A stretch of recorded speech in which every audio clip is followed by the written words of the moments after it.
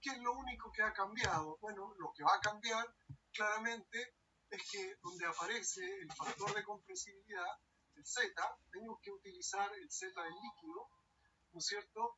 Y al mismo tiempo, ¿no es cierto?, tengo que utilizar la composición, ¿no es cierto?, también fíjense, de la fase líquida. Eso es importante, ¿ven? Ahora ya no voy a utilizar la composición de la fase vapor, sino la composición de la fase líquida, pero en términos, digamos, de estructura es exactamente lo mismo. Ahora, ¿qué es lo que pasa a baja presión? Fíjense, aquí hay un grafiquito de presión-volumen, que lo hemos visto muchísimas veces, y cuando estoy pensando en baja presión, estoy pensando en la zona baja de la campana, y por supuesto que todos recordamos por ahí que la zona baja de la campana, en particular la frontera del líquido, ¿no es cierto?, es casi una vertical cuando estoy graficando la presión versus el volumen. Entonces, en realidad a la ecuación le cuesta un poquito ser capaz de representar, de tener una buena representación de la presión en función del volumen en la zona del líquido. Entonces, en definitiva, lo que digamos, uno puede ver, darse cuenta, cuando hace el cálculo, ¿no es cierto?, que en realidad no conviene utilizar las ecuaciones cúbicas de estado cuando estoy a baja presión. De hecho, sí conviene cuando estoy a alta presión, cuando la curva campana, ¿no es cierto?, adquiere mayor curvatura en la frontera, digamos, del líquido, ¿no es cierto?, y sobre todo en la zona supercrítica, es decir, cuando estoy sobre el punto crítico.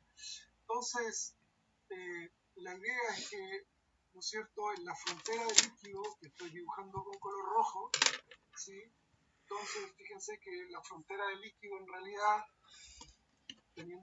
recordando que ahí está el punto crítico, ¿no es cierto? Entonces, en realidad, en la frontera del líquido, en la zona de baja presión, por eso hay una X ahí, en definitiva no está recomendado. Sí lo recomiendan cuando estoy, ¿no es cierto?, trabajando en la zona de alta presión, hacia arriba, y también, por supuesto, en la zona supercrítica. Entonces, lo que se necesita es otro enfoque. Lo que se necesita, ¿no es cierto?, es otra alternativa.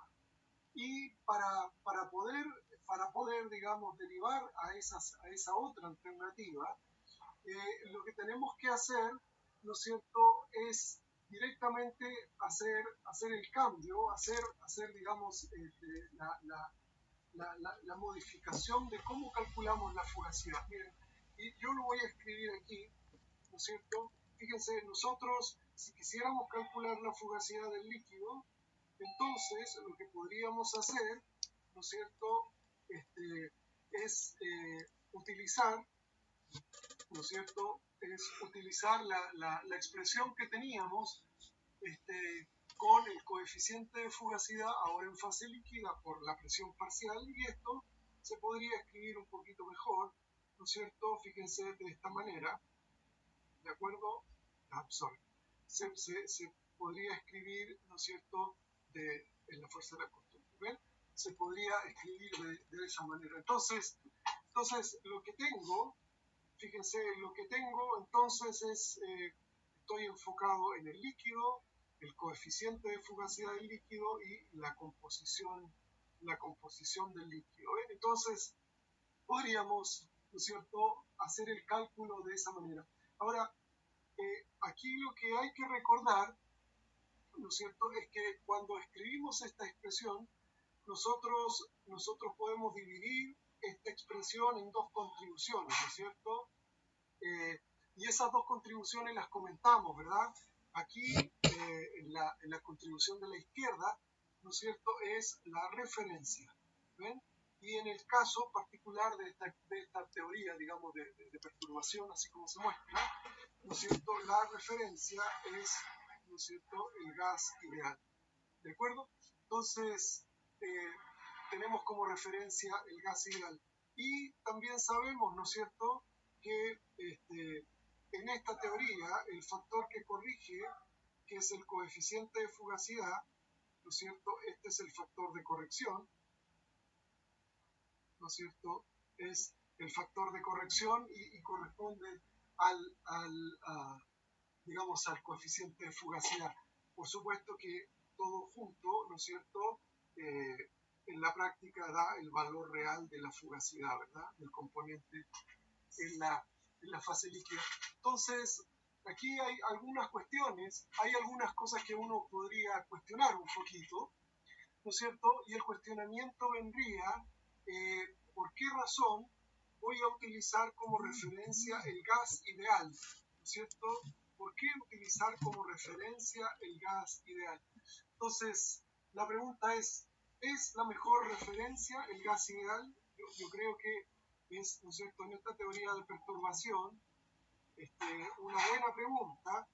¿Ven? Entonces, en definitiva, lo que podríamos hacer es pensar, ¿no es cierto?, en preguntarnos si el gas ideal es una buena referencia para la fase líquida. Entonces lo puedo, digamos, escribir, ¿no es cierto? Lo puedo escribir y decir, ¿no es cierto?, es una buena referencia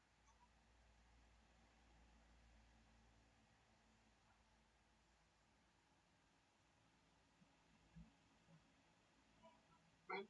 Entonces la pregunta puede quedar abierta. ¿Es una buena referencia para la fase líquida? Y la respuesta es en realidad no, a baja presión. Entonces la respuesta a esta pregunta, ¿no es cierto?, es la respuesta a esta pregunta no, ¿no es cierto?, si se trata de baja presión, ¿de acuerdo?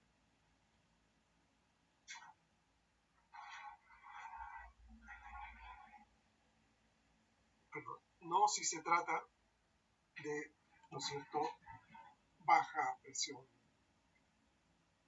¿Ven? Entonces, cuando se trata de baja presión, en la práctica esto no es conveniente. ¿Y por qué no es conveniente? Bueno, porque miren, podríamos hacer una curvita, podríamos hacer una escala, no es muy grande la escala que voy a hacer, pero miren, podríamos hacer una escala donde, si ustedes se imaginan, aquí lo que estoy indicando es la densidad, o sea, es una escala de densidad, ¿no es cierto?, como está dibujado ahí, ¿ven?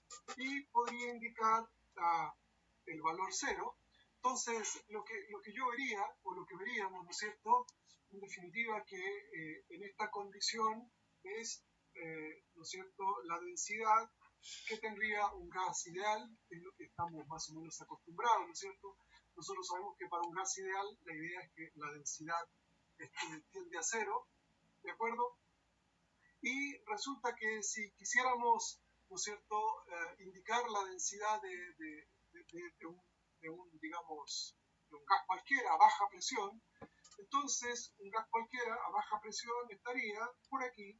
Voy a indicarlo, digamos, en forma genérica, ¿ven? Entonces tengo vapor a baja presión, estaría por aquí, estaría por ese lugar. Y fíjense que al final lo que vería es que, ¿no es cierto?, esta distancia, y vamos a ponerle un indicador, miren, este sería de la fase vapor, y fíjense que esta distancia que está aquí, ¿no es cierto?, es en la práctica la corrección que debería ser, miren, y no es una corrección tan significativa, pero existe, ¿no es cierto? Miren, esa es la corrección. ¿Ven? La corrección que estamos haciendo con esta teoría, entonces correspondería a esa distancia, pero si nosotros quisiéramos sobre esta misma escala identificar el líquido, voy a tener que hacer mi curvita de nuevo, ¿no es cierto? Miren, si quisiéramos identificar el líquido, sorry por haber tenido que ahora, entonces miren, en realidad lo que debería haber hecho es algo así, miren.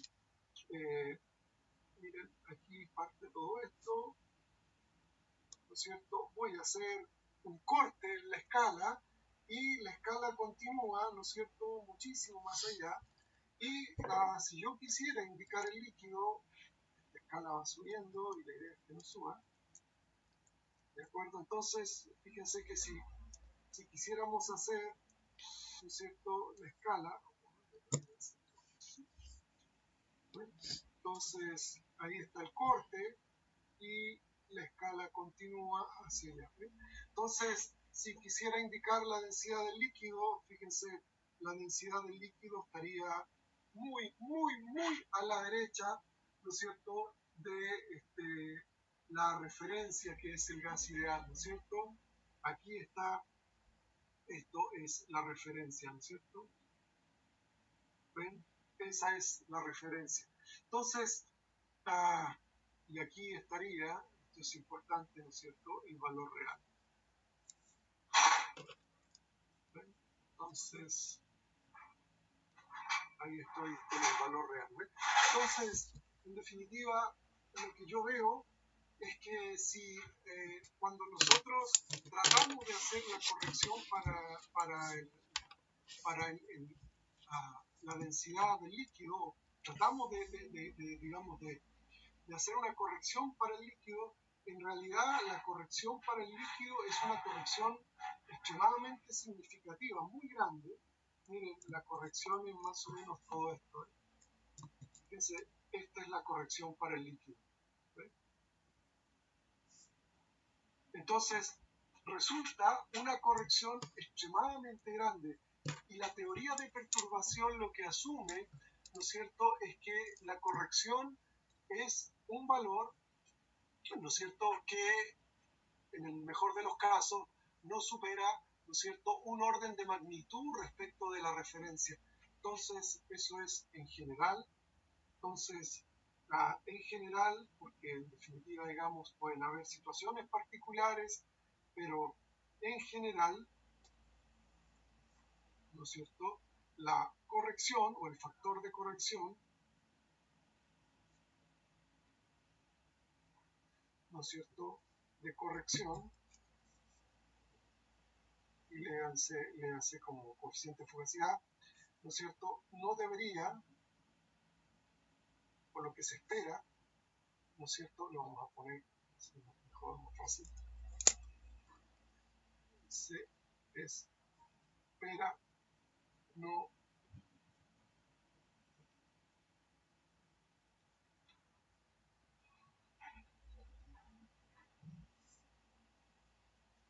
de un orden de magnitud.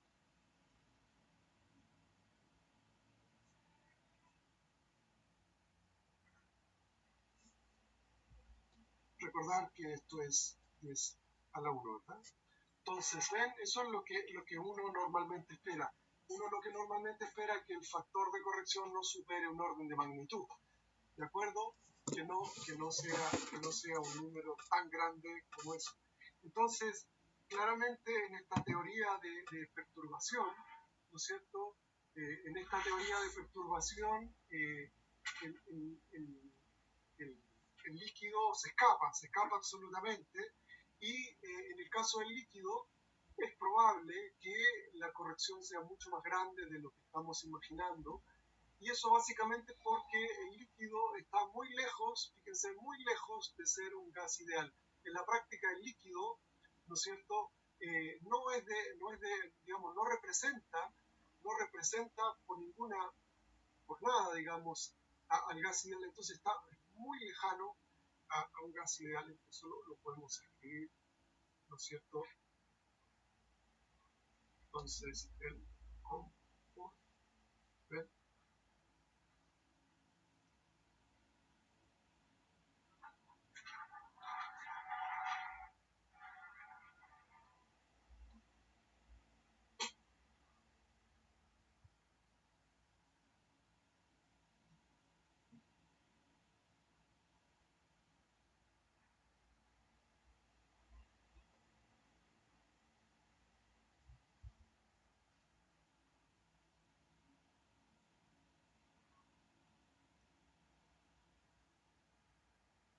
Entonces lo dejamos escrito. Entonces, en la práctica, el líquido está muy, muy lejos de ser un gas ideal. Entonces, en esta teoría de perturbación, ¿no es cierto?, en esta teoría de perturbación, en definitiva, no resulta, ¿no es cierto?, no resulta digamos, una expresión apropiada. Entonces, miren, ¿cómo sería una expresión apropiada? Una expresión apropiada y una mejor referencia, ¿no es cierto? Fíjense, una mejor referencia, ¿no es cierto?, para el líquido, para la fase líquida, sería, ¿no es cierto?, la solución ideal. Esa es una mucho mejor referencia para la fase líquida, la solución ideal, porque en la práctica la solución real, ¿no es cierto?, si bien no va a ser ideal, por supuesto, pero en definitiva no se va a alejar significativamente de la solución ideal. Entonces, lo que podríamos proponer, ¿no es cierto?, es una estrategia de cálculo donde nosotros pudiéramos escribir o decir que para la solución real, fíjense, la podemos obtener a partir, ¿no es cierto?, de una corrección, con rojo, ¿ven? Fíjense, un elemento de corrección que, ¿no es cierto?, multiplique, ¿no es cierto?, la referencia que sería la solución ideal. Fíjense, ¿ven? Entonces, esa sería la idea. Y ahora, ¿no es cierto?, la solución ideal sería digamos, nuestra referencia para el cálculo. ¿Ven? Entonces, eso es lo que nos gustaría. Nos gustaría, ¿no es cierto?, tener una teoría de perturbación donde lo que hacemos es, ¿no es cierto?, tener una expresión un poquito diferente, ¿no es cierto?, una expresión un poquito diferente, donde lo que hacemos, ¿no es cierto?, donde lo que hacemos es perturbar una referencia con una corrección, pero ahora la referencia es una solución ideal. La solución ideal va a estar mucho más cerca de la solución real que el gas ideal respecto de la solución real. Entonces, estamos presentando, ¿no es cierto?, con esta idea, una alternativa. Estamos presentando, ¿no es cierto?,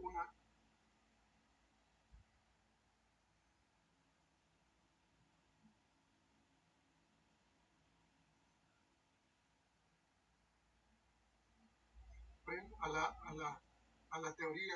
la teoría de perturbación que estamos utilizando, ¿no? ¿Sí? Entonces, recordar que esta es nuestra teoría de perturbación, un modelo.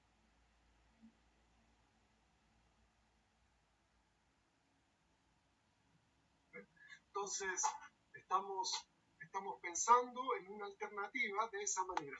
Entonces, ¿cómo encontramos el factor de corrección? ¿Cómo le damos el carácter de referencia a la solución ideal?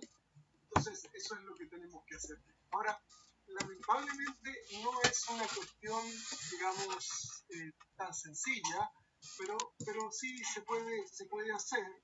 Y, ¿no es cierto?, lograr hacer eso implica tener que armar toda una nueva estructura que después vamos a contrastar con la estructura basada en el gas ideal, ¿no es cierto?, que nos va a permitir, ¿no es cierto?, encontrar esta nueva alternativa de perturbación. Entonces, fíjense, lo primero que voy a hacer es definir lo que vamos a llamar, ¿no es cierto?, para mantener la nomenclatura que tengo en el apunte, ¿no es cierto?, vamos a definir lo que llamamos propiedad de exceso y que la vamos a identificar, ¿no es cierto?, la vamos a identificar con un X. La vamos a identificar con un super X. Entonces, ¿cómo se define la propiedad de exceso? Miren, la propiedad de exceso es fácil de definir. Entonces, nosotros vamos a definir, fíjense, tengo M, como lo hacemos siempre, ¿ven? M igual a M, que es una identidad. ¿cierto? Partimos de la identidad. Entonces, nosotros decimos que la propiedad de exceso, ¿ven? Esta propiedad que aparece ahí, que se llama exceso, va a aparecer cuando nosotros hagamos la diferencia entre el valor real de la propiedad y el valor de la propiedad calculada asumiendo el modelo de gas ideal. Entonces, lo que estoy escribiendo aquí, ¿no es cierto? Estoy escribiendo el valor real de la propiedad, ¿no es cierto? El valor real, ¿de acuerdo? Perdón, sorry, ese es el valor de exceso. Perdón. Entonces, fíjense que estoy comparando, ¿no es cierto?, el valor real que tiene la propiedad y lo estoy comparando, ¿no es cierto?, con el que tendría el valor de la propiedad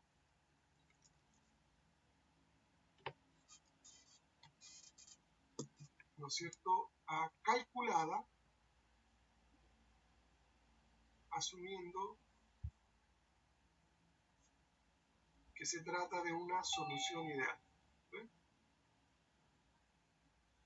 Entonces, es otro operador termodinámico donde la propiedad de exceso la obtengo calculando, ¿no es cierto?, midiendo la diferencia entre el valor real y el valor de la propiedad calculada asumiendo, ¿no es cierto?, una solución ideal.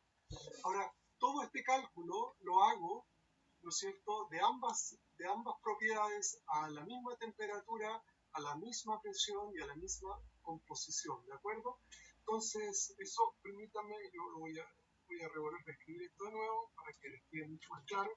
Entonces, todo este cálculo, ¿no es cierto?, todo este cálculo se hace con ambas, ¿no es cierto?, a la misma temperatura, a la misma presión y a la misma composición. Entonces, se realiza en iguales condiciones. Entonces, voy a identificar esto que está aquí, ¿no es cierto?, un poquito más abajo. El escritor está un poquito tenso hoy día, parece. Entonces, esto es calculada asumiendo, ¿no es cierto?, que se comporta como solución ideal. Entonces, lo que estoy haciendo, estoy, digamos, cuantificando la diferencia entre el valor real de la solución y el calculado asumiendo que se comporta como solución ideal. Cuando uno mira esto, yo creo que a todo el mundo se le viene, ¿no es cierto?, a la memoria la propiedad, ¿no es cierto?, residual, que en definitiva no es otra cosa que m menos el m calculado asumiendo el modelo de gas ideal, ¿cierto? Yo creo que, fíjense, van a empezar a aparecer analogías que son muy simpáticas, ¿ven?, asumiendo que es el modelo de gas ideal. Entonces, aquí la propiedad residual, fíjense, la propiedad de exceso y la propiedad residual son equivalentes. La diferencia está que para la propiedad de exceso la referencia es la solución ideal, para la propiedad residual la referencia es el gas ideal. Pero en definitiva, ¿no es cierto?, son exactamente lo mismo. ¿De acuerdo? Aquí hay una cuestión interesante también porque lo hicimos para la mezcla, ¿no es cierto? Recordar que cuando no hay subíndice se trata de la mezcla, pero nosotros podríamos trabajar un poquito y eso lo voy a mostrar directamente en la unidad 8, que es lo que vamos a ver, lo que comenzamos a ver, ¿no es cierto? Entonces, fíjense que está nuestra definición de propiedad residual, de propiedad de exceso, ¿ven?, donde, de nuevo, lo que decimos es, ¿no es cierto?, aquí tengo el valor real de la propiedad, cualquiera sea la propiedad, y este es el valor calculado, ¿no es cierto?, asumiendo solución ideal.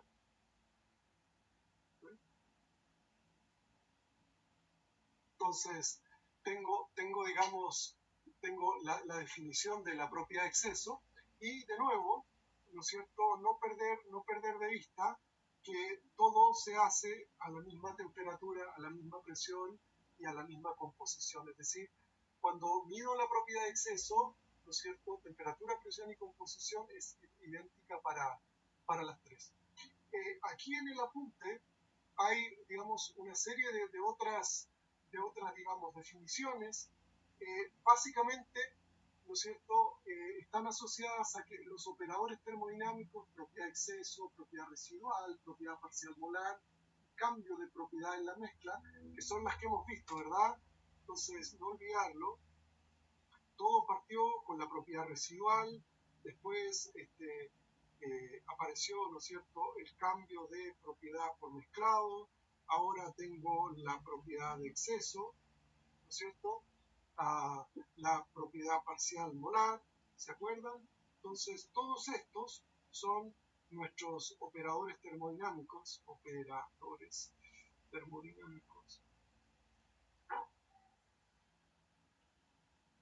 ¿ven?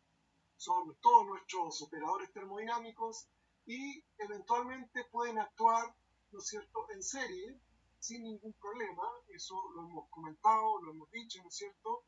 Entonces,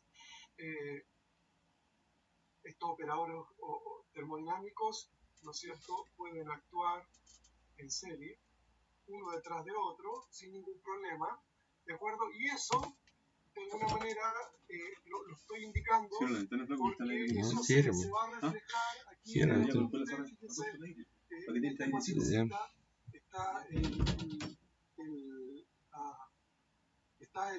la propiedad de exceso y hemos aplicado el otro operador que es cambio de propiedad por mezclado, cuando le aparece, ¿no es cierto?, el cambio de propiedad por mezclado de exceso. Hay una serie de cosas, digamos, ¿sí? Y esta es la que sí me va a interesar. Miren, esto es lo que quiero que registren. Miren, aquí está la propiedad de exceso, ¿ven?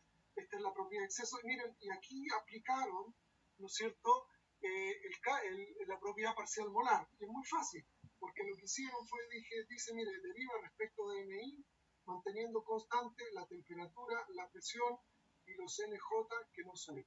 Entonces, estoy aplicando, ¿no es cierto?, estoy aplicando el operador propiedad de exceso y estoy aplicando el operador, ¿no es cierto?, propiedad parcial molar, que es lo que se hace aquí, ¿no es cierto? Entonces aparece otra expresión que va a ser muy relevante, ¿no es cierto?, que está dibujada aquí, ¿de acuerdo?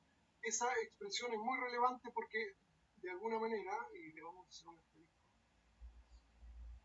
¿no es cierto?, ¿no? le vamos a indicar. Entonces es muy relevante porque fíjense que es una expresión que se parece mucho a la definición original de la propiedad de exceso, pero ahora en realidad lo está haciendo no para la mezcla, como era la definición original, que es lo que está aquí, sino que lo está haciendo, ¿no es cierto?, para cada uno de los componentes de la mezcla. Entonces, en realidad, esta expresión va a ser muy útil y va a ser clave en lo que viene, ¿no es cierto?, para lo que vamos a ver mañana. A partir de aquí, de esta expresión, que está indicado con azul, ¿no es cierto?, nosotros vamos a ser capaces de derivar, de completar esta nueva teoría de perturbación. ¿De acuerdo? Entonces, esta expresioncita va a ser muy importante, ¿no es cierto? Yo la voy a llevar al otro documento, ¿ven? Entonces, voy a lograr, ¿no es cierto?, voy a lograr definir una propiedad parcial molar de exceso del componente como, ¿no es cierto?, el valor de la propiedad parcial molar del componente menos el valor de la propiedad parcial molar ideal, ¿no es cierto? Entonces, esto va a ser relevante.